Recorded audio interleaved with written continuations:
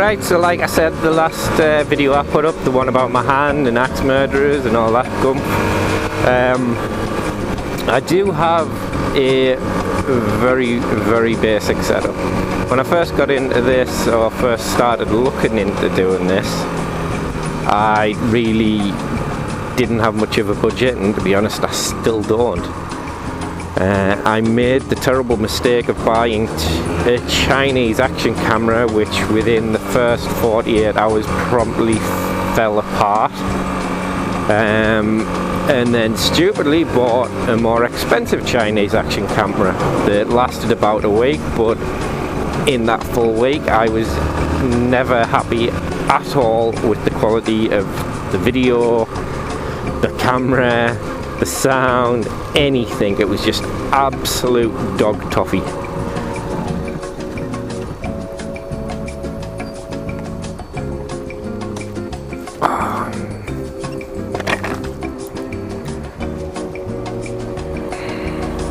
One debt to society later.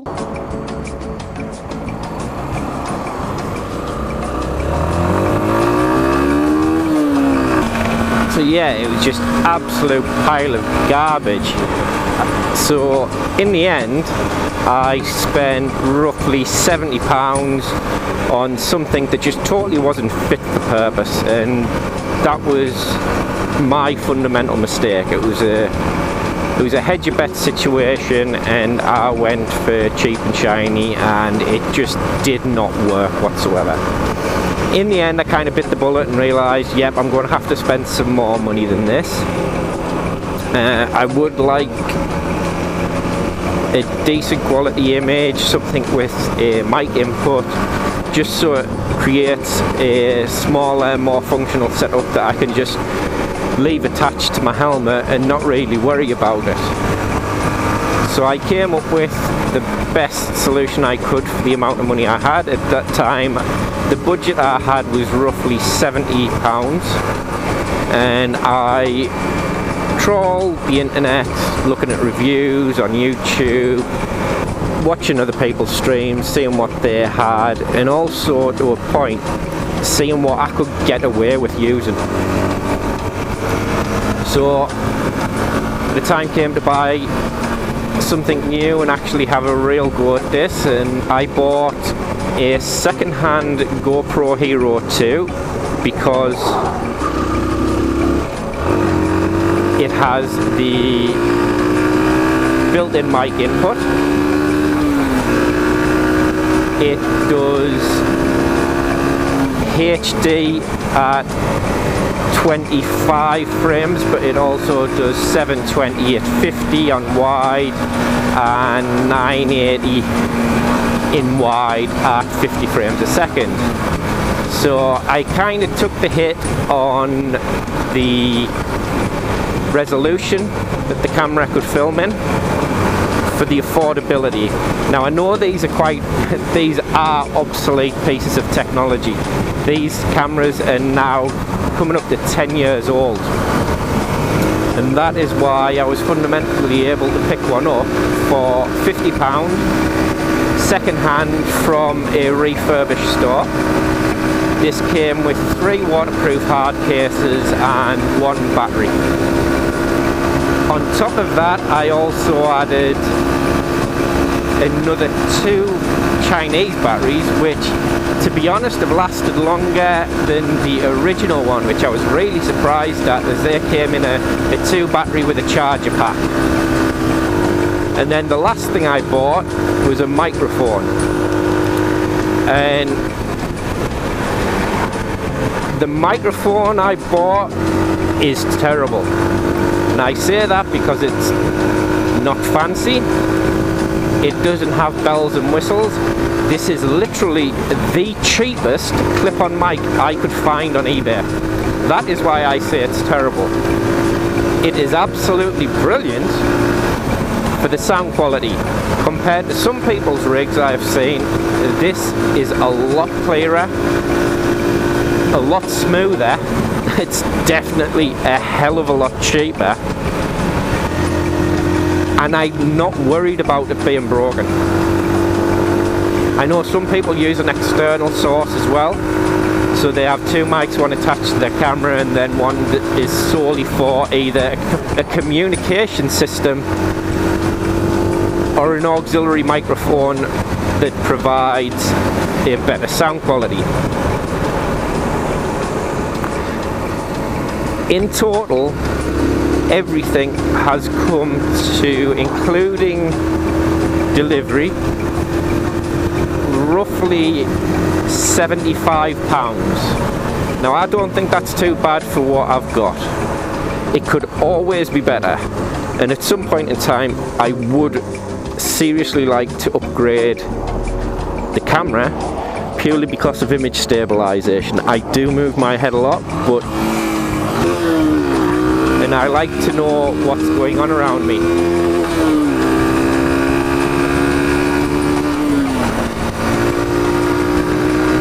And one thing I always do is look at oncoming cars. I always like to see the fact that they have looked at you. There was one thing I was taught by a friend during lessons, and that's not one habit I'm going to drop out of, because there are so many people, as everyone out there knows who rides, people just don't look. And it's not that they don't give a fuck, it's that they're comfortable, they're safe within their little fucking box of a car. Now I've come down this way today because this is a place that I've only been a few times before, but it's a beautiful old building. The construction on this started around 1100, after the Norman conquest, and what a building it is. This is Brancepeth Castle. It was originally owned by the Bulmer family.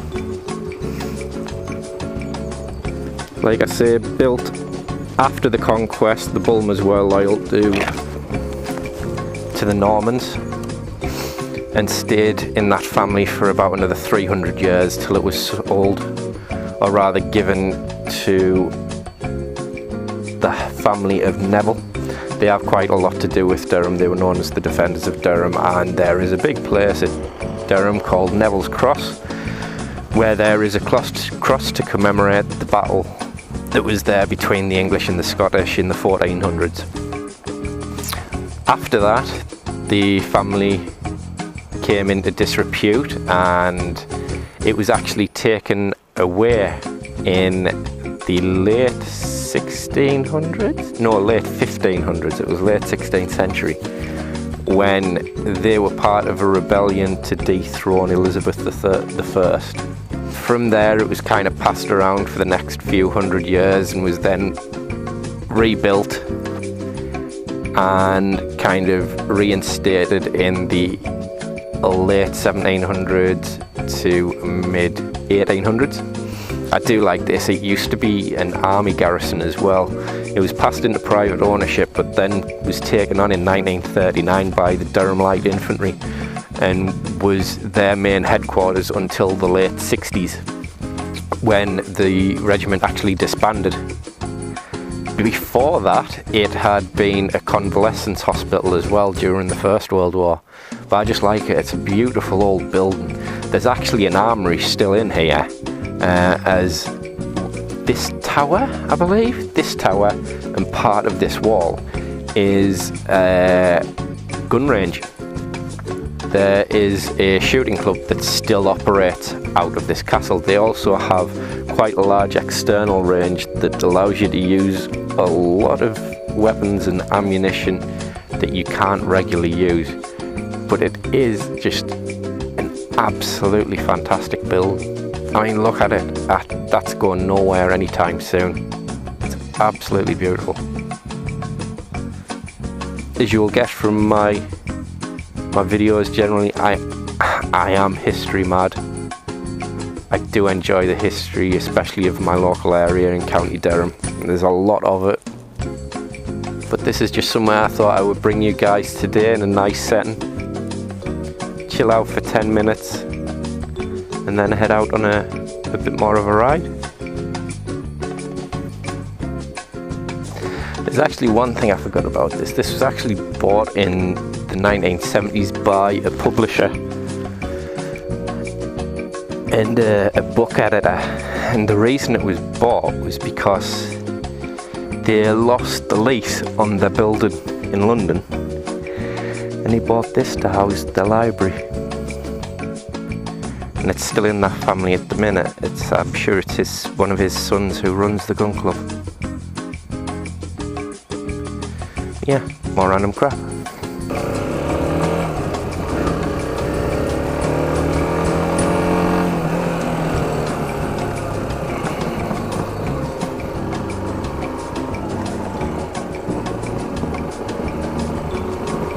think he needs these potholes fixing, right?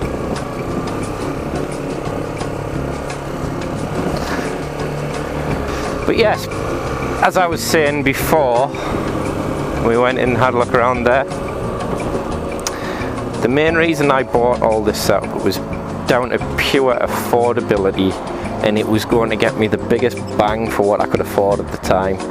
At the moment I would like to upgrade to a better GoPro.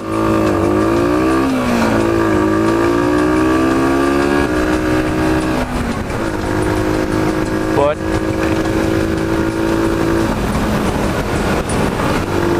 finances will not afford me to at the moment. One thing I would like to upgrade is I would like some larger battery packages for this. I did get the Wi-Fi backpack when I bought the camera, and that was part of the deal as well. And to be honest, I've just not used it. It drains power. It does not add anything whatsoever to the camera. And fair enough, you can quickly check to make sure it's pointing the right direction, but generally if you haven't got that set up to start with, it's you kind of fighting against the tides. But yeah, I mean, I know it's not the highest quality, it's not the most expensive,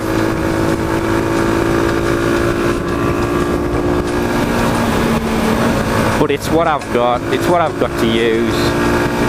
If people take an interest and if I'm still enjoying it, I will look at upgrading.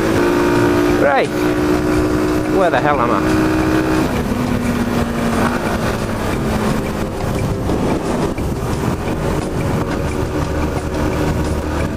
Looks like someone's going to be having a party.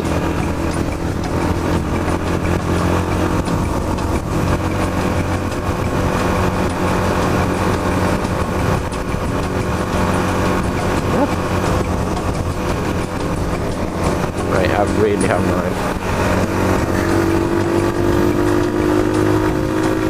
I really have no idea where I am, but screw it. What a nice day. I need to do this more often. Oh, please look, is this...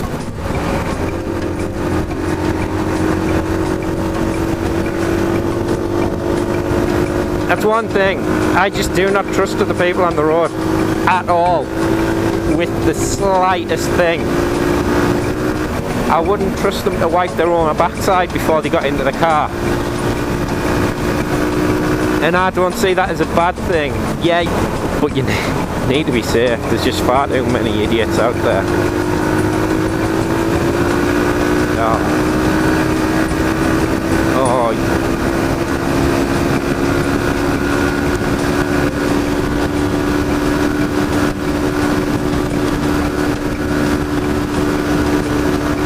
This little YBR 125 really doesn't do bad.